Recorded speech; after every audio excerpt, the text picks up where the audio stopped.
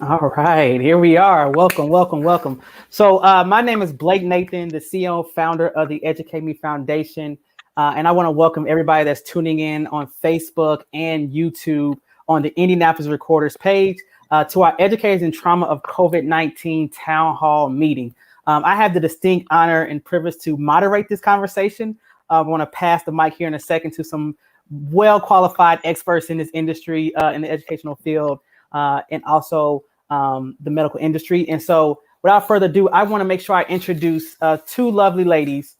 First off, Miss Alicia McCoy of Peak Mind, who is the CEO and founder of the organization, and also Dr. Natalie Henderson from Indianapolis Public School System, who is the Chief Schools Officer. So, Miss McCoy, I know I just told you everybody who you are by name and title, but kind of let our viewers know who you are, what you do, and a little bit about Peak Mind as well. Sure, thank you. Happy to be here and to talk about this important topic. Peak Mind has built a seed platform, an application to help employees become aware of mental well-being hurdles and how they are can overcome them in the workplace. Feelings, emotions, suppressed or unknown, coping skills, helpful techniques that can help experts to guide them when they're taking their path for change. We take mainstream machine learning technology and use that to impact the lives of users by accelerating the process of what action step to take next. So that all sounds fancy. We're basically saying we're here to lower your stress at work. Awesome, awesome. Dr. Henderson, the floor is yours. Thank you. Hello, everybody. I am Natalie Henderson. I'm the Chief Schools Officer. I serve on the cabinet of Dr. Alicia Johnson, the Superintendent of Indianapolis Public Schools, the largest district in Indiana. We serve over 30,000 students with traditional district managed as well as innovation partners and choice programs. Awesome, awesome. So this is going to be a conversation, right? I know I have a series of questions that I would love to ask you, lovely ladies, throughout this probably hour of town hall. But I'm going to feed off of you guys' responses. So I know I may get a little bit of off script here and there based on the answers that I receive. But I'm going to probably start with Dr. Henderson. I kind of asked this question behind the scenes a little bit.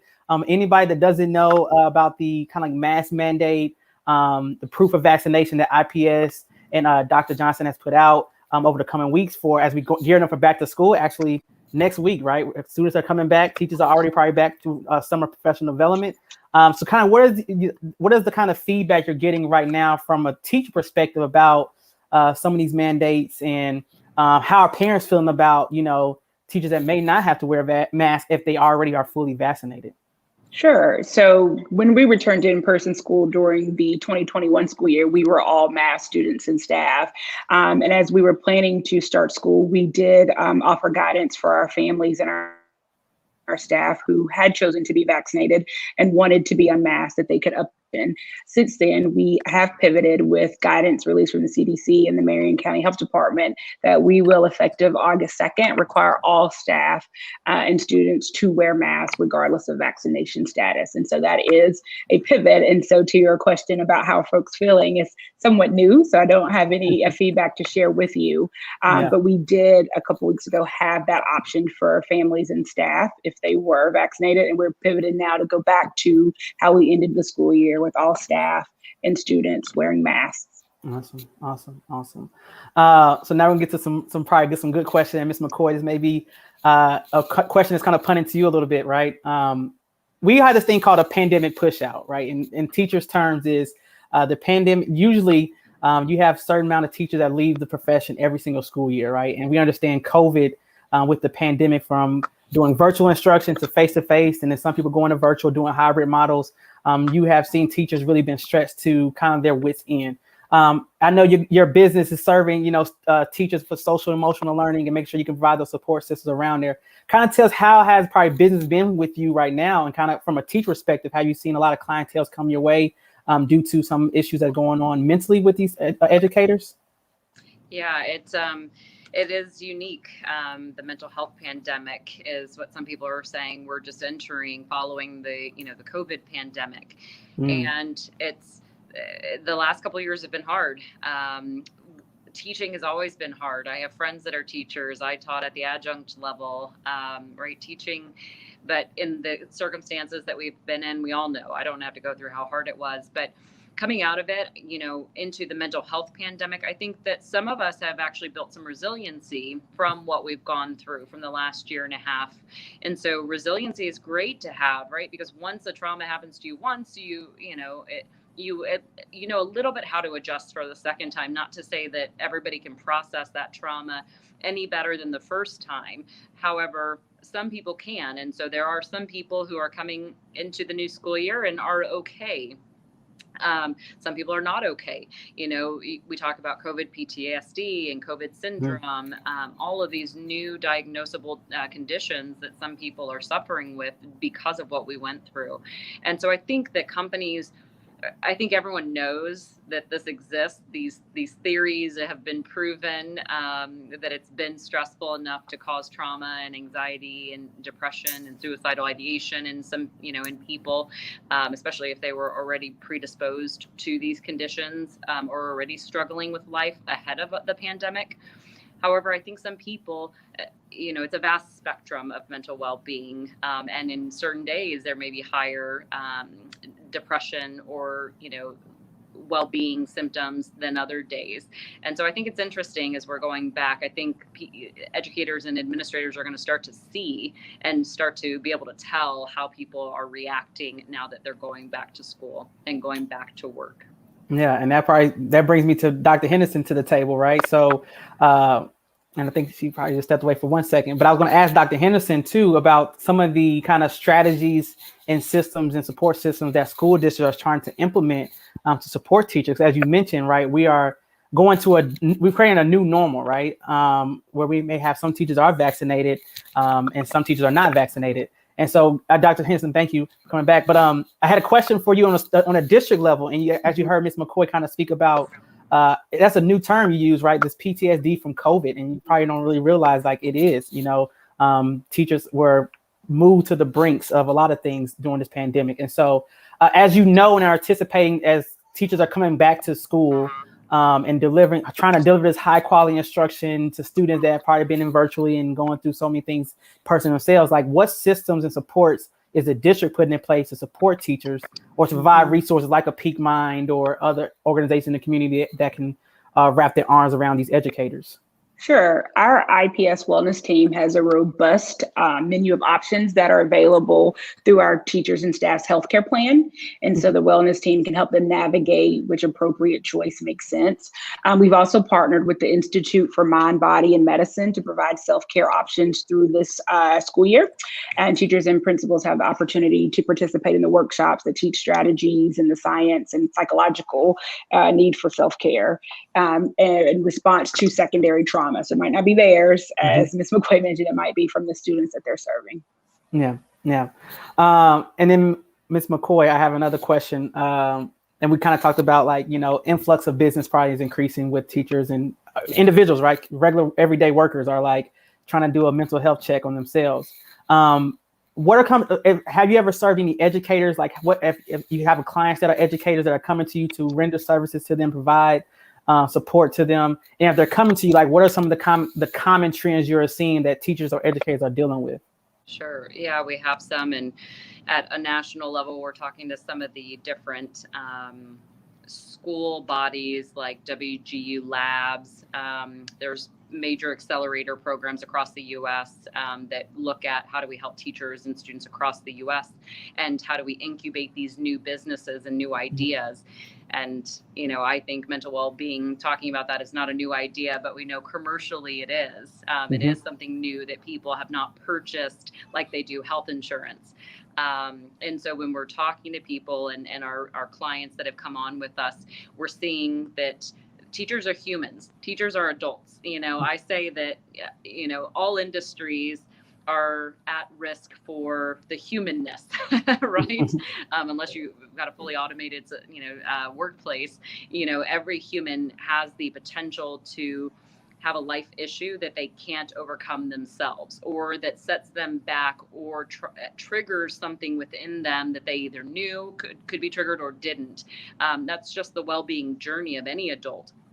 And, teachers, like was just said, they deal with what the students bring in. And we know that we've heard enough statistics about what the students have dealt with, that were at home and their family life might not have been the best situation over the last couple, year and a half. And so that is going to come back in, new learned behaviors are coming back with the children into the workplace. And so even if a teacher is, a seasoned teacher, there may be new conditions, new triggers, new behaviors that they're going to start to realize. And I think we have to really see over the next coming weeks, collectively continue to do a pulse check on how are people feeling. What new traumas are they seeing within children? Educate our, educators on what traumas to look for and what red flags. And a lot of school districts do that well. But I just think we're coming into new territory, and we know a lot of the symptoms that we may already know we're going to expect to see. But I think there's going to be some new ones. Yeah, and I was going to add.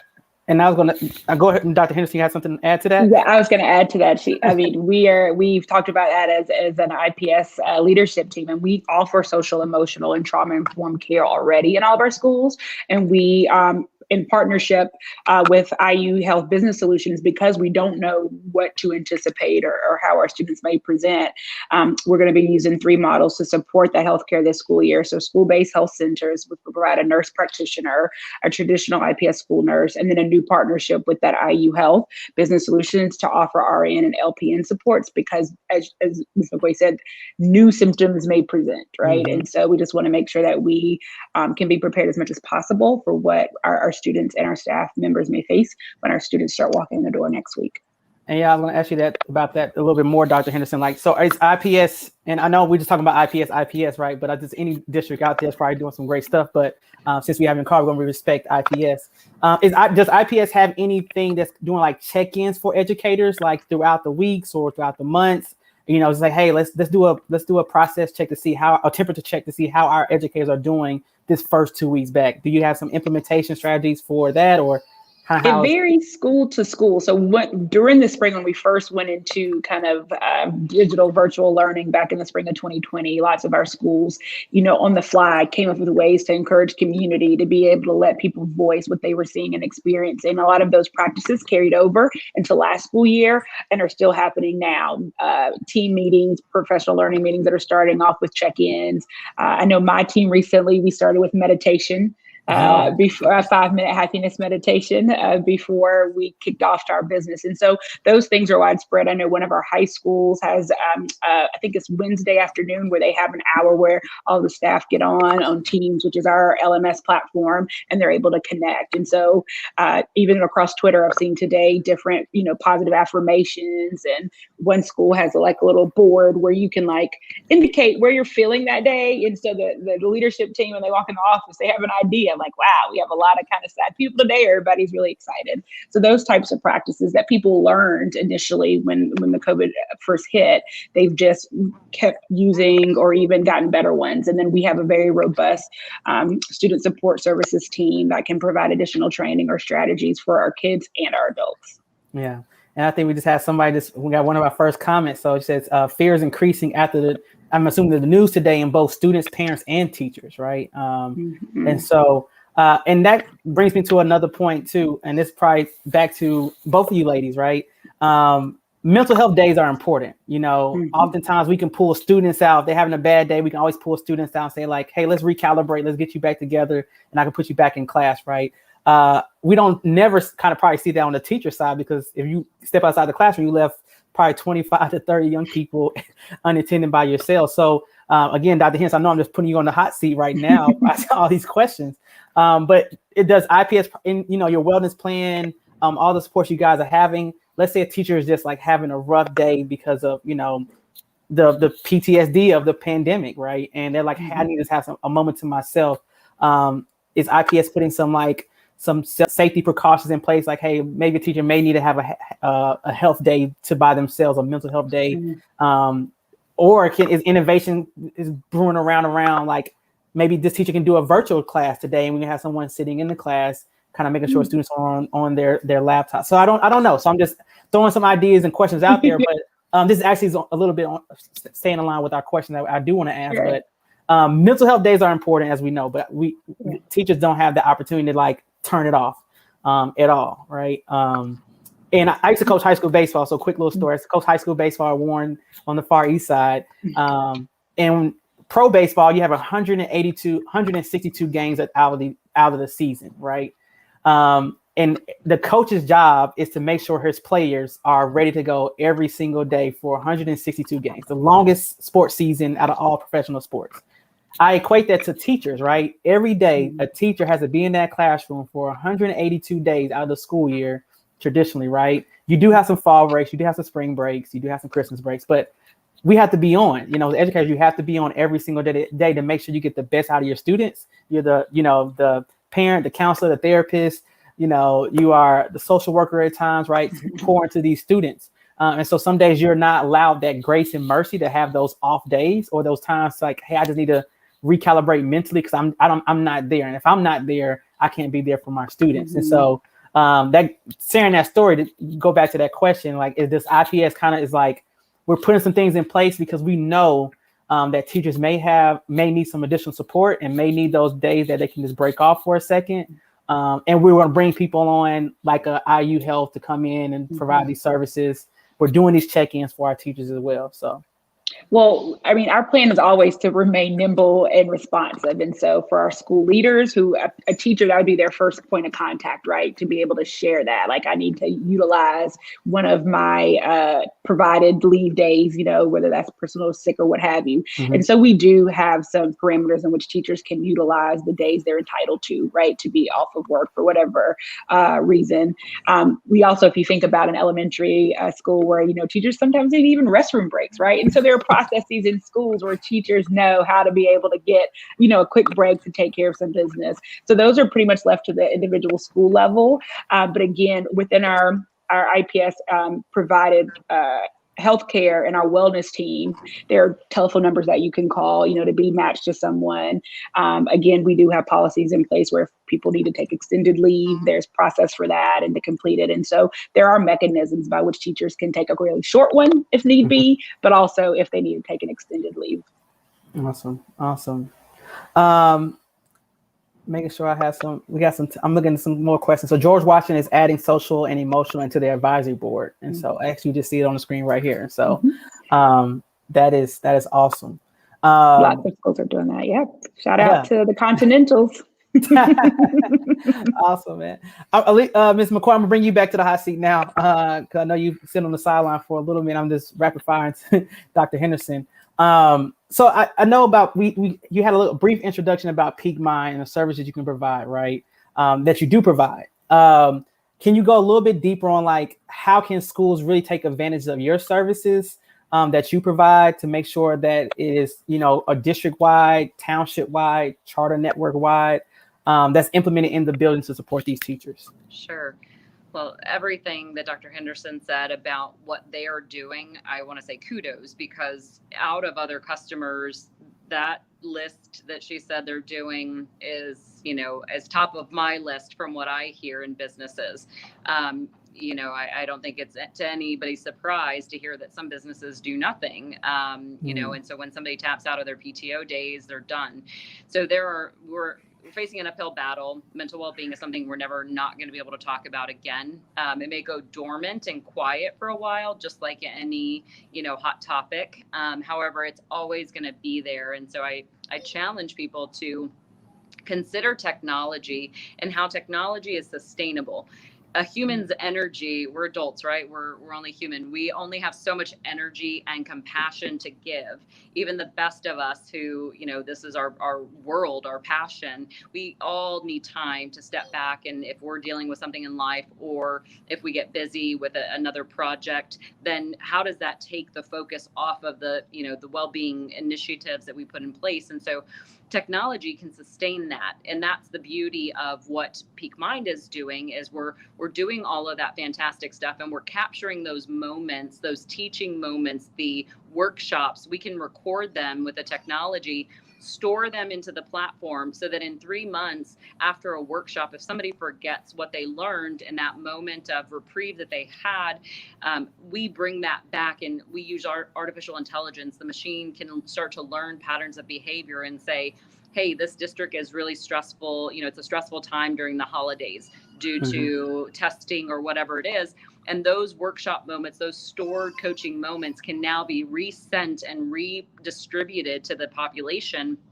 And it'll start to understand what population is more at risk.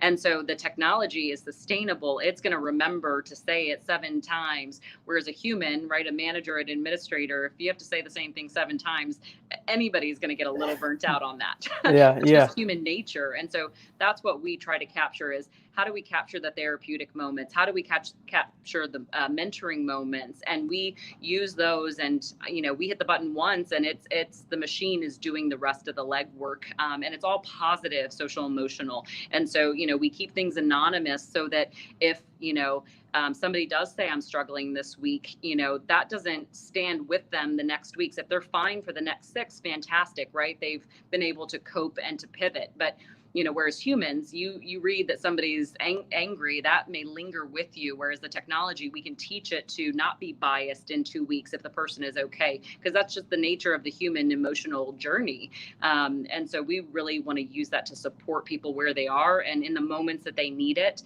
We have over 400 resources where, we hear a lot that people through their EAP program, employee assistance program, may have access to one therapist. Well, what we've heard in our user interviews is if they don't like that therapist, they're not going to call them again. And so now what, was a great tool or a potential useful tool is not being utilized because they had a bad experience with that one person, that one coach that they were given. And so we want to look at how do we go out and find many different therapists? How do we find a lot of different coaches? People, we look for how do they look different? How do they speak different, right? Different life experiences, because then our users in the platform have an option, a menu list of people that they can choose from, as well as books and products and tools and TED Talks and funny videos, because laughter helps. So those are all the types of resources that we try and go out and find the best of and store those so that when somebody is struggling, they can open up the platform on their phone or on their desktop and they can find something that's, similar to them. Or better yet, the technology may already be sensing that they're struggling and has already predictively sent them or proactively sent them something to look at. Awesome. I know we said this word earlier in the conversation, trigger, right? And I know Ms. McCoy, you said triggers, and I don't know if people understand what triggers are. So just for definition terms, can you explain to the audience, what are triggers? And then I'm gonna ask another question for that too as well. Sure. And I am not a mental health provider. I will put that disclaimer out there. But, a trigger is anything that aggravates us. People sometimes don't even realize that, the way that somebody speaks or a word that they use. I will confess, I triggered a word in one of my employees years ago. And, one day she just yelled at me and she said, if you ever say that word to me again, I'm out of here. And I was like, what are you talking about? And it was completely foreign and unknown to me. I had no idea that a word I used in my vocabulary was a trigger to her. And so that was a learning moment for me. And I will, always be conscious of that word moving forward. But those are our, ideas of triggers. Somebody sneaking up behind somebody. If they have PTSD and somebody comes around a corner too fast and they didn't have time to react, that may trigger a response in them. The fight, flight, or fright type of sensation. And so those are ideas of triggers. Yeah. And does your platform have trigger assessments? We don't, but the beauty of technology is you just said that, and I can overnight, we can, work with somebody, a therapist or a neuroscientist, and now we can implement a technology tomorrow. That's why we created this as a technology and not as a book or not as a coach, because technology can be updated, 24/7 and rolled out to now every one of our users, tomorrow could learn about triggers. Yeah. Yeah. And I know IPS, for the student perspective, they have trigger assessments through some of their teams. And so it helps the teacher understand, what are those top 5 triggers of my students, right? Like you said, being too close to a student, maybe making eye contact with the student, right? The tone of your voice, it's all triggers for sometimes students. And so it kind of brings it to a question, how can we help educators identify some of their triggers going into the school year? And again, I haven't sat in the PD session at IPS this, for back to school. So I don't know if IPS, again, your wellness program that you guys are doing with IPS, that you're, doing a little audit on, okay, these are how to be mindful of your triggers going to this school year, right? And we understand what the how difficult it was this last 18, 20 months. And so we're trying to make sure we're prepared, as you come to school day one. So Dr. Henderson, are there any kind of like, proactive strategies that IPS is doing to make sure teachers are aware and can identify their triggers heading to the school year?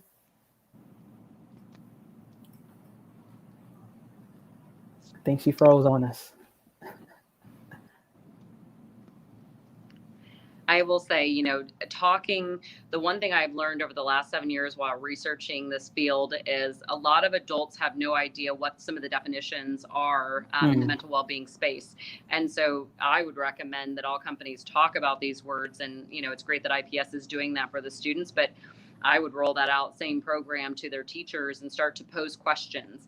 What is a trigger? Define it and give people time to think in their own personal, space. Give them time to think about it because they may not even be aware of it. And, showing examples of what positive coping skills and potential negative coping skills looks like is also good. Role playing.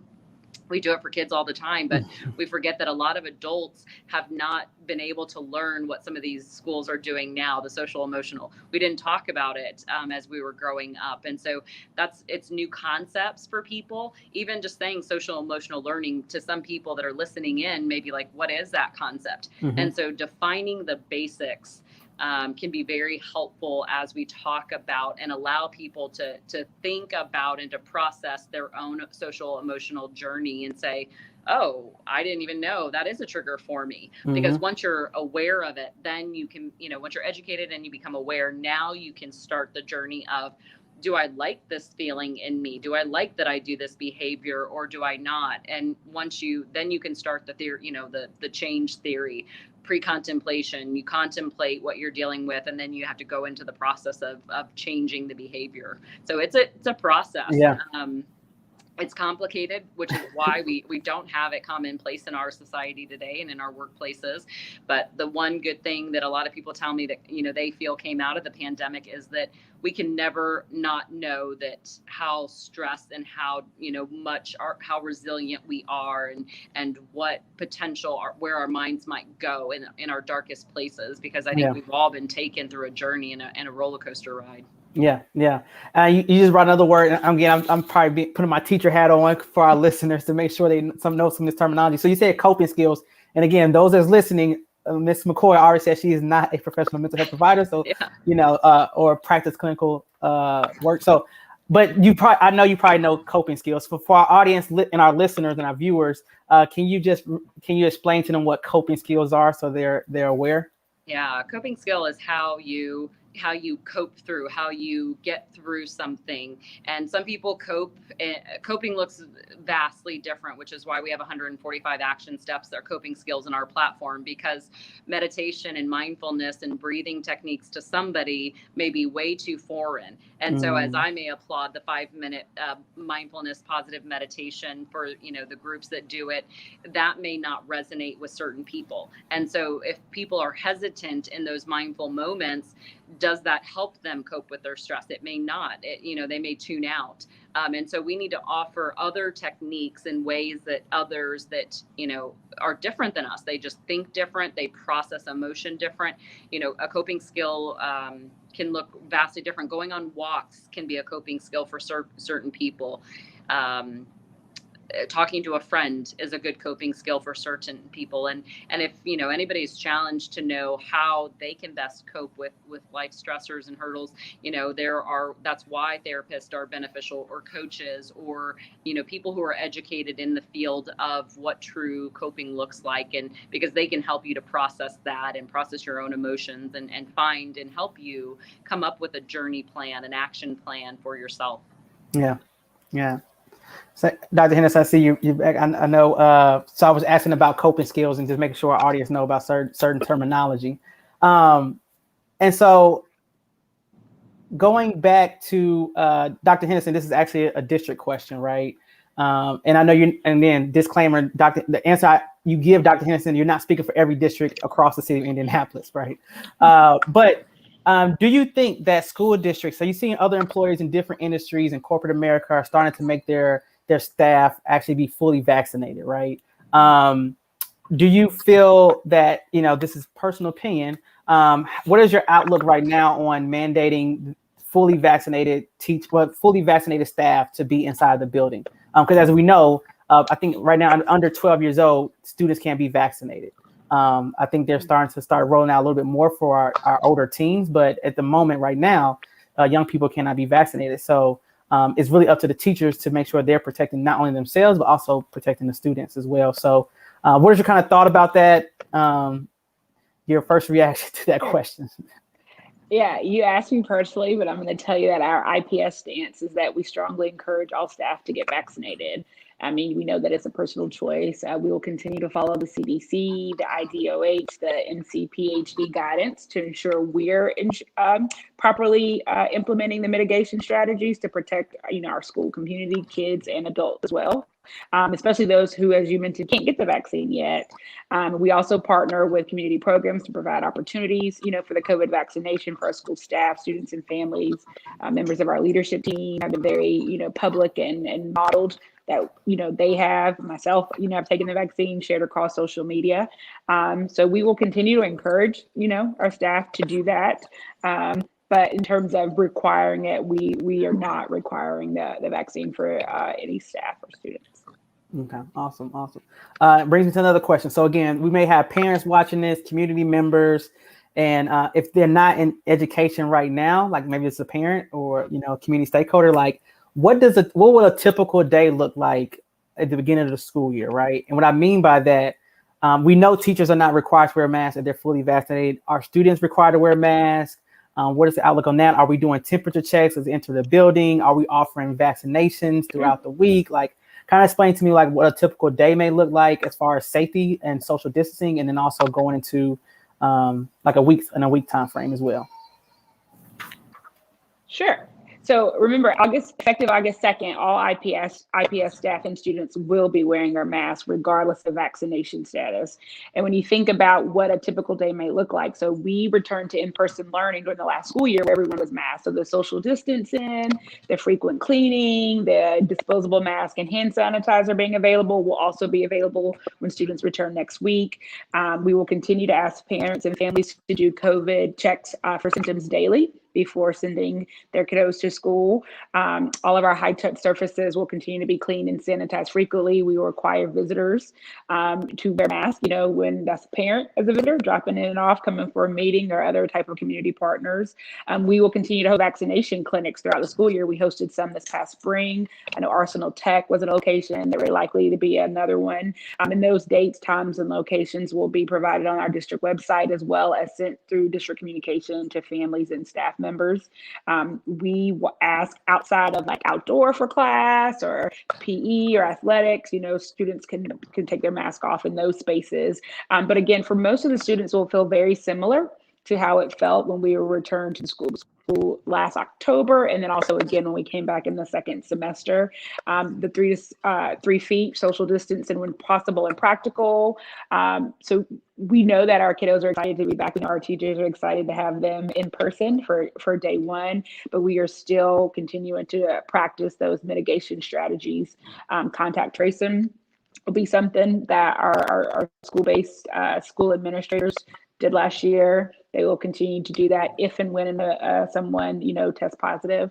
We will quarantine. A 10-day quarantine is required for individuals that have been exposed to someone with COVID-19, and hopefully, we won't get into a situation, but we also, have our processes if we have to pivot, right, to remote learning for a classroom, either because of student or staff positive. And so again, our families may say, oh, this kind of feels the same. Obviously, if you chose a full virtual option last year, which this school year we're all in person, we are partnering with 2 of our innovation partners for families who still want their students to experience learning virtually. And so they won't actually be in our IPS schools that a family, if they want to be virtual, they would have chosen either Paramount Schools of Excellence or Phelan Leadership Academy for that option. We did take feedback from our parents that we know people wanted that. We also took feedback from our staff, how it was both mentally and physically exhausting to teach kids in person and to, teach our students who are online at the same time. We call that concurrent instruction. And so we want to prioritize in person and make sure that we deliver in the best high quality we can in person. And for families who still want virtual, they also have quality options.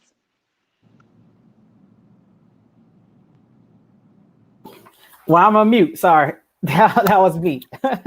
I've said I'm talking and I'm on mute. So you just heard Dr. Henderson. I kudos to IPS again for having all these systems already in place. As we know, like one thing the pandemic has taught us, like we need to be more proactive than reactive. And it seems like IPS is doing a great job of that. And so again, for our listeners that are watching and tuning in, we definitely had Dr. Henderson, who was a chief school officer. Make sure I got the right name. So chief school officer for IPS and also the CEO and founder of Peak Mind, Alicia McCoy. So Dr. Henderson actually just shared some strategies that IPS is putting in place as we're gearing up for back to school. And kind of talked about how contract tracing will be implemented, how students mask mandates, about the vaccination protocol they're not requiring teachers to be vaccinated. It's definitely highly recommended. And of course, we talked about the proof of vaccination for teachers to upload or educators to upload that proof of vaccination inside of an HR portal that IPS has. But we talked about social distancing inside the building, outside the building, and when it's possible, definitely inside the building. So you have a big classroom. Hopefully you can still try to do social distance as much as possible. But it's a really great thing. And also we talked about, you guys did have in the summertime, the opportunities for people to get vaccinations at Arsenal Tech. And so definitely if you want to look at those dates again, it will be on their district website for new vaccination dates. We talked about temperature checks. Parents have to wear masks entering and while they're in the building as well. And so kudos to you guys for sure, for making sure priority is our students, making sure they're safe, and also priority is our teachers as well. And so to go back to their family safe and sound. I'll make sure I check the chat, make sure we got all my questions, all my statements. Perfect. We already talked about that. We talked about triggers. Another question. So this is unfamiliar territory, right? And I know we're not CDC officials on this call, but the Delta variant is real, right? We understand there's new data coming about the Delta variant. Everything's researched, and I know Dr. Henderson, you may have this answer better than I know it, and so I want to make sure our audience can probably hear this answer.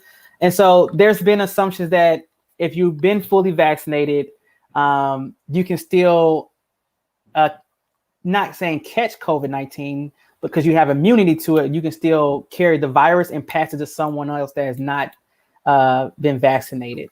From your perspective and guidance that you're receiving, information you're receiving from the CDC. So for those teachers that have been vaccinated, right, fully vaccinated, and they are non-masked inside the school building, what has the CDC, have you been hearing from the CDC in regards to that, about carrying the virus since they have immunity, not really being sick, but also passing that virus over to students that are not vaccinated? I don't know if I'm quite following the question. So when our students and our teachers start on Monday for our first day of school, they will all be vaccinated.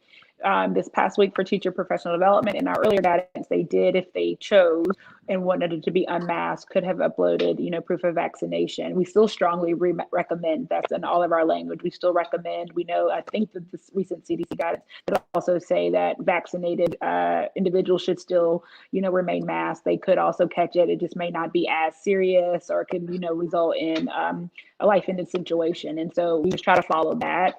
That when we were allowing staff to be unmasked who were vaccinated and who could provide that proof. Moving forward, until if it changes again, we will all be masked regardless of that vaccination status, because even if you are, it doesn't mean that you can't catch it. It just might mean that you may have a less severe case and then you could definitely still pass it on to somebody else, vaccinated or unvaccinated. Got you. And so, Ms. McCoy, this is kind of goes back to you. So is, as Ms. Henderson talked about, like we may have some teachers that are doing virtual instruction, right? And they don't have maybe the wellness program inside their school and can have that resource teacher or someone trained professional that can provide some mental health services to them. So do you know any resources right now that's out there for teachers that are probably doing remote instruction that kind of need some that community or need some support, understand their triggers? Because I understand too, even though you're behind a computer screen, there's still some things that's probably going on around you that is still adding some drain, some overwhelmness to your life. So do you have any resource that you would like to share and inform our audience about? Well, 211 is, an initiative that came out, and I'm trying to think of the website that Indiana put out but I know findhelp.org is a national help organization that you can go in and put it in your zip code and find a ton of local resources around you, everything from therapy to mental health to food, supplies, if you're struggling with supplies, to diapers, if you know somebody that's struggling. And, that catch-all of help, I think, is super important to remember, because we don't know what people are struggling with. Sometimes we carry others' struggles, our family members' struggles. And so you may have a teacher that seemingly appears to have, things going right in their life, but they may have a sibling or a child, an adult child, or somebody that's struggling with something else, or a spouse that may be struggling. And so even though you're the administrator and you see virtually the person seems to be fine, even that word fine and okay, right? We know that there's a lot of people that we use that word because it's just common language that we use as Americans, but we may not be fine. And so I do challenge all workplaces to move beyond the simple conversations and go into the curious conversations when you do have FaceTime with somebody, especially if it's virtual, because you can't pick up on as much of the shoulder shrug, and those body, cues that you can usually see if somebody's really carrying a heavy weight of anxiety or stress on them. And so being more curious with conversations, and, instead of asking, how was your weekend? I like to ask, if I know people who have kids, I say things like, hey, did your kids give you a chance this weekend to take a nap? Right? Even those basic questions that is such a random question, people who really need to vent will say, no, they didn't. They just love, and they go into a 10-minute rant and vent about what their kids put them through. So those curious conversations, changing the way that we ask simple questions so that we don't just get the fine and okay. And always, reminding people about the resources, even if it seems like everyone's okay and you've done the survey that week and the sentiment analysis says that people are fine, send the resources out. And because the more that we can learn coping skills and how to overcome hurdles when we're okay, then we'll be able to carry those learned behaviors and those resources when we're not okay. And so our brains learn better when we're in a calmer environment. So teach while it is, okay, so that then they can go into a stressful moment having those resources already programmed in. Awesome.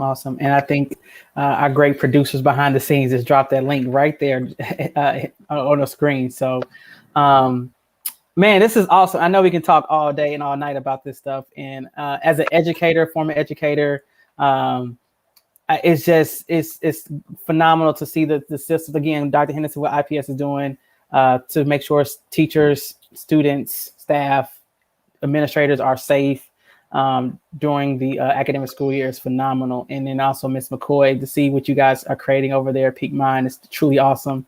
I wanted to make sure that we can bless our audience with any final tips, final words of encouragement, advice, information that you think our community needs to know about back to school. Definitely hope we got a lot of educators hopefully tuning in to make sure, they're being informed about what's back to school will look like.